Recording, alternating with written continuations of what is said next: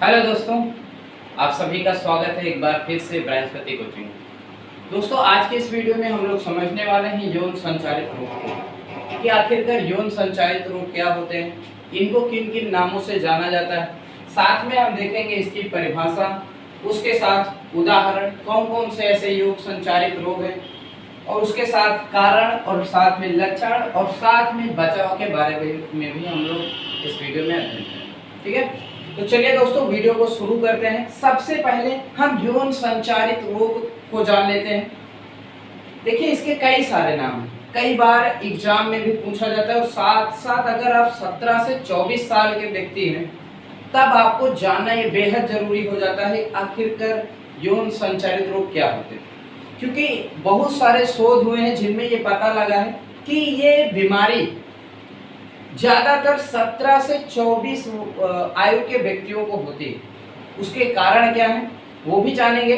चलिए वीडियो को शुरू करते हैं एक बार फिर से। यौन संचारित रोग, इंग्लिश में इसी को हम लोग सेक्सुअल ट्रांसमिटेड डिसीज कहते हैं। मतलब ऐसे रोग जो यौन संबंधों की वजह से फैलते हैं या फिर यौन संबंध स्थापित करने से एक व्यक्ति से दूसरे व्यक्ति में फैलते हैं या होते हैं, उन्हीं को हम यौन संचारित रोग कहते हैं। इसकी हमने यहाँ पर परिभाषा भी लिखी हुई है, आप देख सकते हैं कि यौन संबंधों को स्थापित करने से फैलने वाले रोग यौन संचारित रोग कहलाते हैं, है ना। जब सेक्स करते हैं व्यक्ति, उससे जो डिसीजेस ट्रांसमिटेड होती है, एक दूसरे को फैल जाती है, एक व्यक्ति से दूसरे व्यक्ति में हो जाती हैं, तो उन्हीं को हम यौन संचारित रोग कहते हैं। परिभाषा समझ में आ गई होगी आपको। अब हम जान लेते हैं कि आखिर किन किन नामों से यौन संचारित रोगों को जाना जाता है। बहुत सारे नाम हैं, चलिए शुरू करते हैं। सबसे पहला एसटीडी। कई बार क्वेश्चन आता है ऐसे या फिर पूछा जाता है कि बताइए भाई कि ये एसटीडी क्या है। एसटीडी इंग्लिश में यहाँ पर आप देख सकते हैं, इसका full form sexual transmitted disease होता है। मतलब हिंदी में यौन संचारित रोग एक ही चीज है। दूसरा, इसी को एसटीआई भी बोलते हैं। अब आपको नया थोड़ा लग सकता है क्योंकि एसटीआई अभी तक शायद आपने ना पढ़ा हो, जरूरी भी नहीं, पढ़ भी सकते हैं कि नहीं भाई। तो एसटीआई क्या होता है? Sexual transmitted infection. मतलब ऐसे रोग या फिर संक्रमण जो सेक्स करने से फैलते हैं, सेक्सुअल ट्रांसमिटेड होते हैं, सेक्स से ट्रांसफर होते हैं एक व्यक्ति से दूसरे व्यक्ति में, उन्हीं को हम एसटीआई कहते हैं। फुल फॉर्म भी आपके सामने। उसके बाद रतिज रोग भी कहा जाता है, वेनरल डिसीज इंग्लिश में जिसे बोलते हैं, और शॉर्ट में इसे वीडी लिखा जाता है। ध्यान दीजिएगा, ये थोड़ा सा इंपॉर्टेंट हो जाता है। कई बार ज्यादातर इन नामों से पूछा जाता है कि भाई बताइए रतिज रोग क्या है, या फिर रतिज रोग किसे कहते हैं। दूसरा एसटीडी के नाम से पूछा जाता है। दो चीजें ज्यादातर यूज होते हैं। उसके बाद अगला दिया है जनन मार्ग संक्रमण। इसी को इंग्लिश में सेक्सुअल ट्रैक्ट इंफेक्शन कहते हैं। शॉर्ट में अगर हम पढ़ेंगे तो इसी को आरटीआई बोला जाता है। तो नहीं, यहाँ पर सेक्सुअल नहीं होगा, ठीक है, यहाँ पर रिप्रोडक्शन होगा, रिप्रोडक्शन ट्रैक्ट इंफेक्शन, ठीक है। जनन मार्ग संक्रमण, रिप्रोडक्टिव ट्रैक्ट या फिर रिप्रोडक्शन लिख सकते हैं आप, है ना। ट्रैक्ट इंफेक्शन आरटीआई इंग्लिश में बोलते हैं। तो ये हो गए कई सारे नाम जिनमें कि यौन संचारित रोगों को इन इतने नामों से जाना जाता है। ज्यादातर परिभाषा आपकी क्लियर है कि यौन संबंधों को स्थापित करने से फैलने वाले रोग क्या होते हैं, यौन संचारित रोग, सीधी बात। अब हम बात करते हैं उदाहरण के बारे में, क्योंकि क्वेश्चन आता है मन में भाई कि आखिर यौन संचारित रोग कौन से हैं, नाम भी पता होना चाहिए।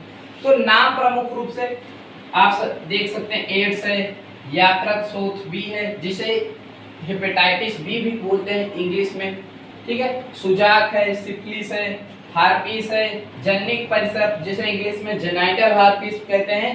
तो ये कुछ बीमारियां हैं जो यौन संचारित रोग हैं, ठीक है, या एसटीडी कहलाती हैं। अब इनमें से देखो, एक बात तो ये ध्यान रखना, क्योंकि अगर आप 18 से 24 साल में हैं तब आपको जरूर ये समझना चाहिए कि आखिर ये क्या है और कैसे हो जाते हैं, है ना। क्योंकि बहुत ज्यादा देखा गया है कि 18 से 24 साल के व्यक्ति इससे पीड़ित होते हैं। तो अगर आप पहले से ही जागरूक हो जाएंगे, जान जाएंगे, तो आप इन बीमारियों से बच सकते हैं। है कि नहीं? क्योंकि इनमें से कुछ बीमारियां ऐसी हैं जिनका इलाज ही नहीं है। पहली चीज, अब आपके कान खड़े हो जाएंगे कि इलाज ही नहीं, मतलब अगर हो गया तब आपका मृत्यु लगभग निश्चित हो जाता है। मतलब ये कि भैया दवाइयां नहीं है, आप उसका रोकथाम किया जाता है ना कई बार, लेकिन फुल ट्रीटमेंट नहीं है। मतलब आप जीवित रहेंगे, जरूरी नहीं कि मरीज आए, है ना, मृत्यु को प्राप्त करते, ऐसा भी नहीं है, लेकिन यह है कि दवाइयां नहीं है, उचित संभव इलाज नहीं है अभी तक। ठीक है कि हाँ फुल ट्रीटमेंट, जैसे बुखार आया, बुखार में पैरासीटामोल दे दिया, सही हो गया। लेकिन कुछ बीमारियां इनमें से ऐसी हैं जो एक बार हो जाती हैं तो फिर आपको जल्दी सही नहीं होती हैं, बहुत ज्यादा परेशानी खड़ी हो जाती है। वो कौन कौन सी है? इनमें से सबसे ज्यादा एड्स, आपने नाम सुना होगा, हमने एक वीडियो भी बनाया एड्स के ऊपर, हम उसका लिंक डिस्क्रिप्शन में दे देंगे, आप देख लीजिएगा कि एड्स क्या होता है और कैसे फैलता है। दूसरा है यकृत शोथ, जिसे हेपेटाइटिस बी के नाम से, ज्यादातर हेपेटाइटिस बी के नाम से जानते हैं, यकृत शोथ शायद कम ही लोग जानते हैं। तो ये दो ऐसी बीमारियां हैं जिनका उपचार पूरी तरह से असंभव है अभी तक का। ठीक है, इसके अलावा सुजाक, सिफिलिस, है ना, और इस तरीके के कई सारे रोग हैं जिनका कुछ एंटीबायोटिक्स के जरिए इलाज किया जाता है। कई बार डॉक्टर्स लोग एंटीवायरल ड्रग्स भी चलाते हैं और उपचार करते हैं। ठीक है, तो ये हमने यहाँ पर आपको बताया कि हाँ भाई कुछ एसटीडी रोग जो इस तरीके से हैं जिनका कुछ का उपचार संभव है और कुछ का उपचार संभव नहीं है।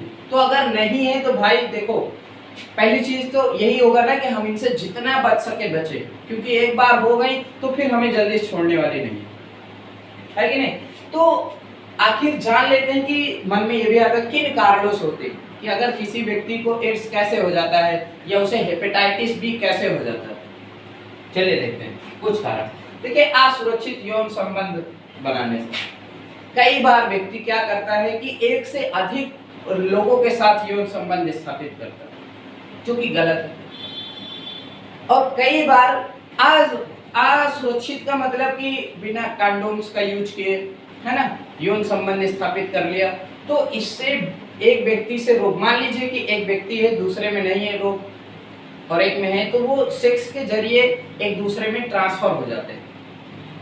तो पहला कारण ये होता है असुरक्षित यौन संबंध। इसीलिए कहा गया कि ये बीमारी ज्यादातर भैया 18 से 24 वर्ष की आयु के व्यक्तियों को होती है। क्यों? क्योंकि यही वो अवस्था होती है जब व्यक्ति सेक्स के लिए सबसे ज्यादा उतावला होता है कि हाँ भाई बस मुझे चाहिए ये, है कि नहीं? तो यही कारण है कि सबसे ज्यादा यही लोग फिर इन्हीं की चपेट में भी आते हैं, क्योंकि और इन्हें जानकारी भी कई बार नहीं होती। कई बार बहुत सारे लोग तो जानकारी के अभाव में इन सब रोगों से पीड़ित हो जाते हैं और अपनी जान गंवा बैठते हैं। तो इसलिए जानना जरूरी है कि भाई कैसे बच सकते हैं, क्योंकि इनसे बचने का ही रास्ता बेहतर है, दवा आप नहीं करा सकते उतना ज्यादा। तो असुरक्षित यौन संबंध से। दूसरा है मां से बच्चे में। कई बार देखा गया है कि ऐसे रोग कई बार मां से बच्चे में भी ट्रांसफर हो जाते हैं। जैसे मान लीजिए कि एक मदर है, ठीक है, जिसके पेट में बच्चा है और उसको एड्स का वायरस है, मतलब वो एड्स से पीड़ित है। तो ऐसी परिस्थिति में ये एड्स का वायरस बच्चे के अंदर भी प्रवेश करता है और जब बच्चा जन्म लेता है तो वह एड्स से पीड़ित होता है। ठीक, इसीलिए कहा गया है कि कहा जाता है, सलाह दी जाती है, डॉक्टर्स लोग ऐसा बताते हैं कि जब आपकी प्रेगनेंसी होती है तब आपको HIV का टेस्ट, है ना, और कई सारे ब्लड टेस्ट डॉक्टर के अनुसार करवाने चाहिए। तो ये सबसे महत्वपूर्ण हो जाता है कि आप अगर प्रेगनेंसी में है या फिर आपका घर का कोई सदस्य है तो आप उसकी एक बार जरूर से HIV टेस्ट कराएं या फिर हेपेटाइटिस बी की भी जांच करवाएं, जिससे ये पता लग सके कि हाँ माँ से कहीं बच्चे में न ट्रांसफर हो जाए, मान लो अगर ऐसा होता है। ठीक है, अगला दिया है शल्य क्रिया औजार से। शल्य क्रिया का मतलब सर्जरी वाले यंत्र। कई बार आप देखते होंगे कि डॉक्टर्स के पास जब आप जाते हैं फोड़ा चिरवाने के लिए या फिर किसी घाव की सर्जरी होती है, कोई इन्फेक्शन हो जाता है, हाथ पैर कट जाते हैं, कुछ भी करते हैं, तो डॉक्टर्स कुछ औजार रखते हैं, है ना, जिससे वो काटते हैं, टांका लगाते हैं, ये सब चीजें। तो अगर डॉक्टर्स लापरवाही बरते, मान लीजिए कोई पेशेंट आया, वो HIV पॉजिटिव है, उसको एड्स है, अगर वो औजार उसमें उसका सिलाई किया, ब्लड उसके लगा, वही औजार उसने दूसरे व्यक्तियों में प्रयोग कर दिए, तो इससे भी इससे भी एसटीडी हो सकता है, मतलब दूसरा व्यक्ति संक्रमित हो सकता है। उसके बाद दिया है संदूषित रक्त से।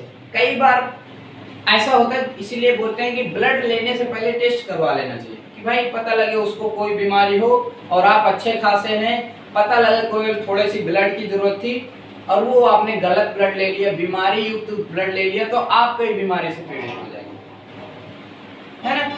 तो संदूषित रक्त का मतलब दूषित, जो ऐसा रक्त जिसमें वायरस या कीटाणु होते हैं, जो बीमारी युक्त है, अगर आप उसे अपने शरीर में लेते हैं, चढ़वा लेते हैं, तो भी आप बीमार हो सकते हैं, तो भी आपको एसटीडी हो सकते हैं, ठीक है। अब उसके बाद अच्छा, कुछ कारण यहाँ पर लिखे नहीं, जैसे सुई से भी फैलता है। सुई से होता है ना, कई लोग नशा के लिए सुई इस्तेमाल करते हैं और वही सुई दूसरा व्यक्ति, क्योंकि गांजा पीने वाले देखा होगा झुंड में होते हैं, वो एक ही गांजा 4 और 5 लोग खींचते हैं।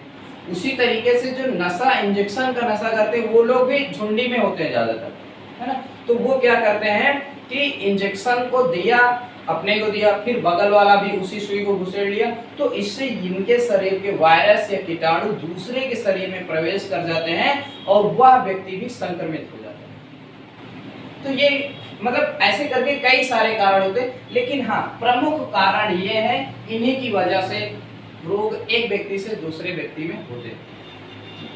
अगला दिया है लक्षण। आखिर ऐसे हो जाते हैं, मान लीजिए कि अगर किसी व्यक्ति को हो गया तो क्या क्या लक्षण दिखाई देंगे, आप भी जानकारी में रखिए। आप अपने बड़ों को, जिनको जानकारी नहीं, उनको भी बता सकते हैं, और साथ में जो छोटे हैं उन्हें तो जरूर जागरूक कीजिए कि भैया आप इन सब चीजों से दूर रहिए। क्या क्या है?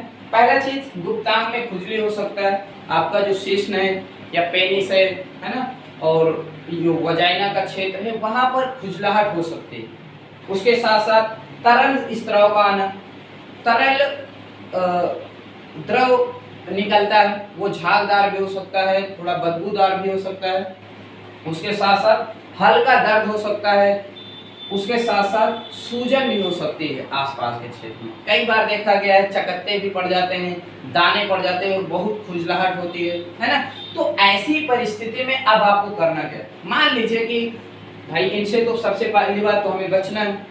दूसरी बात, अगर मान लीजिए किसी व्यक्ति में ये सब लक्षण दिखाई देते हैं तो उसे तुरंत से तुरंत अपने जो जानकारी, अच्छा जानकारी का डॉक्टर हो उसे दिखाना चाहिए, है ना, जिससे कि समय पर रोग की पहचान हो सके और उसका उपचार किया जा सके। क्योंकि देखो गाँव में क्या होता है ना कि गाँव में लोग शर्माते भी बहुत ज्यादा।